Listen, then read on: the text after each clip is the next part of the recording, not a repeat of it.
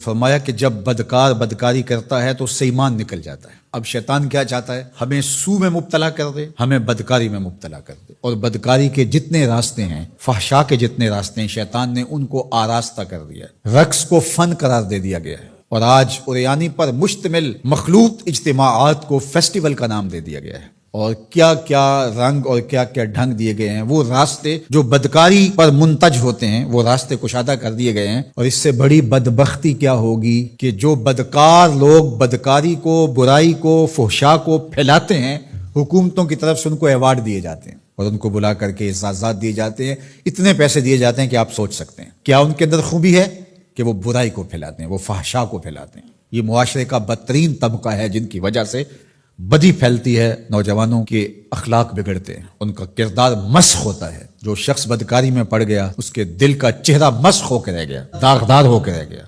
فحشا تو بہت بڑا جرم ہے، عام گناہ کرنے سے بھی حدیث پاک میں آتا ہے کہ دل کے اوپر سیاہ داغ پڑ جاتا ہے۔ اگر بندہ توبہ نہیں کرتا، دوبارہ گناہ کرتا ہے تو وہ داغ پھیلنا شروع ہو جاتا ہے، حتیٰ کہ ایک وقت ایسا آتا ہے پورا دل سیاہ ہو جاتا ہے۔ جب پورا دل سیاہ ہو جاتا ہے تو پھر بدی اور نیکی کا امتیاز بھی مٹ جاتا ہے۔ ایک وقت ہوتا ہے کہ بندہ گناہ کرتا ہے، اس کو چین نہیں آتا کہ میں کیا کر بیٹھا ہوں، لیکن جب گناہ پہ گناہ، گناہ پہ گناہ، بدکاری پہ بدکاری کرتا ہے تو پھر اس کو کوئی پریشانی نہیں ہوتی۔ میں اس کی مثال دوں گا کہ پکا نمازی ہو تو کبھی اس سے نماز چھوٹ جائے تو وہ عجیب بے چینی میں ہوتا ہے کہ آج ہوا کیا میرے ساتھ، قضا بھی کر لیتا ہے پھر بھی بے چین رہتا ہے۔ لیکن جو بے نمازی ہے وہ روز چھوڑ رہا ہوتا ہے، اس کو پرواہ بھی نہیں ہوتی۔ اگر کوئی شریف آدمی کسی کو ظلمن تھپڑ مار بیٹھے تو اتنی تکلیف اس کو نہیں ہوتی جتنی اس کو ہو رہی ہوتی ہے۔ دعا کرو کہ یہ دل دل ہی رہے، دل مصفہ رہے، دل مزکہ رہے، دل ستھرا رہے، دل پاکیزہ رہے۔ جتنی کوشش ہم اپنے چہرے کو، اپنے بدن کو، اپنے ظاہر کو سنوارنے کی کرتے ہیں، اس سے کہیں بڑھ کر اپنے دل کو سنوارنے کی کریں۔ باہو علیہ الرحمٰن نے کہا تھا، دل کالے نالوں منہ کالا چنگا جے کو یہ رمز پچھانے ہو۔ تو شیطان دل پہ ہی قبضہ جماتا ہے۔ شیطان جاسم علی قلب ابن آدم فاذا ذکر اللہ خنس واذا غفل وسوس۔ تو یہ غافل نہ ہو پائے، ہر وقت اللہ کے ذکر میں رہو۔ اس لیے ہمیں 5 بار مسجد میں بلایا جاتا ہے۔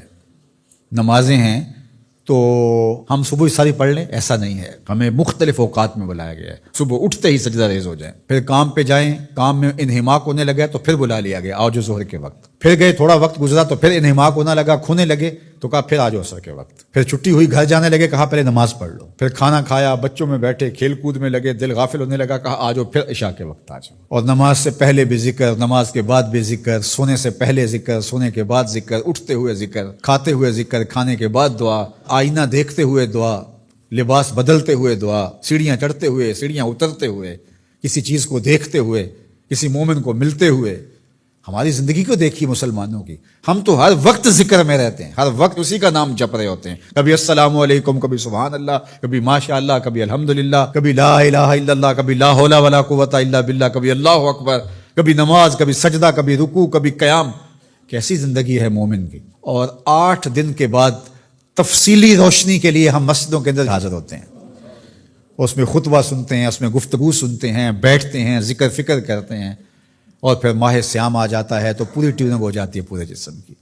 اور پھر کہا چلو ہر سال نہیں تو زندگی میں ایک بار حج پہ بھی چلے جاؤ، اور تم ایسے پلٹ کے آؤ گے جیسے ماں کے بطن سے ابھی پیدا ہوئے ہو، سارے گناہ مٹ جائیں گے، تم ستھرے ہو کے وہاں سے آؤ گے۔